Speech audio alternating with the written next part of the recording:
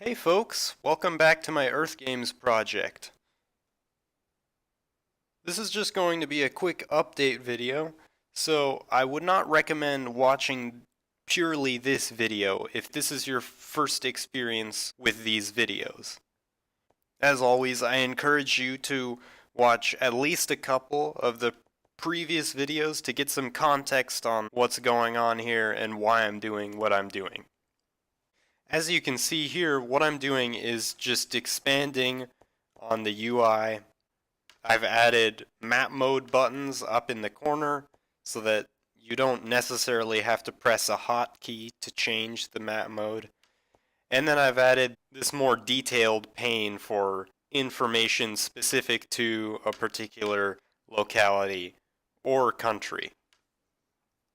As I've said before, these bits of UI are very much placeholders, just so I can get some functionality in. And all the aesthetics could be changed fairly easily, as long as I have the assets for them. The main thing I have to say during this video is, don't make the same mistake as I did. As you can see, all these additions to UI involve adding more and more buttons. And this has kind of been a tricky thing for me because I haven't wanted to get into the buttons given to me by the Unity library. I wanted to create my own system for buttons and their behaviors so that I could know exactly what goes on whenever I click on a button or whenever I hover over a button, and I can very easily change those behaviors. When I first started adding these buttons, I should have asked myself this question: will I be able to extend this feature further? That is, will I be able to add new buttons easily? And the answer for my first approach was no. I actually implemented it so badly, I would have to add code in about 4 different places throughout my script just to add one button.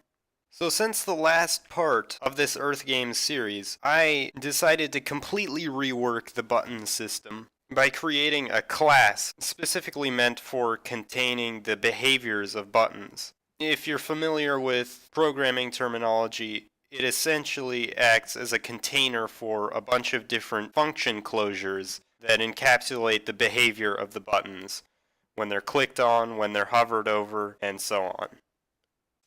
But having to go back and completely rework this system caused me a lot of pain and took a lot of effort to do. Not to mention, I had wasted my time by coding the more complicated, less extendable way in the first place.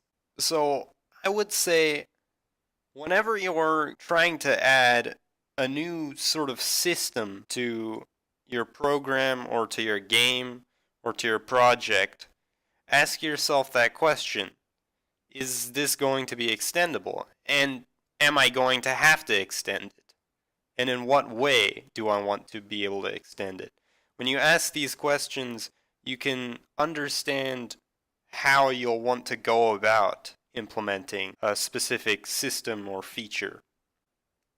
For instance, for those of you that are more technically inclined, choosing an object-oriented language can make it easier to extend the methods associated with a particular type or class, whereas a functional programming language can make it easier to extend the different states associated with a one-of type without having to re-implement a bunch of different functions associated with manipulating that type. So that's basically all I have to show and say for now.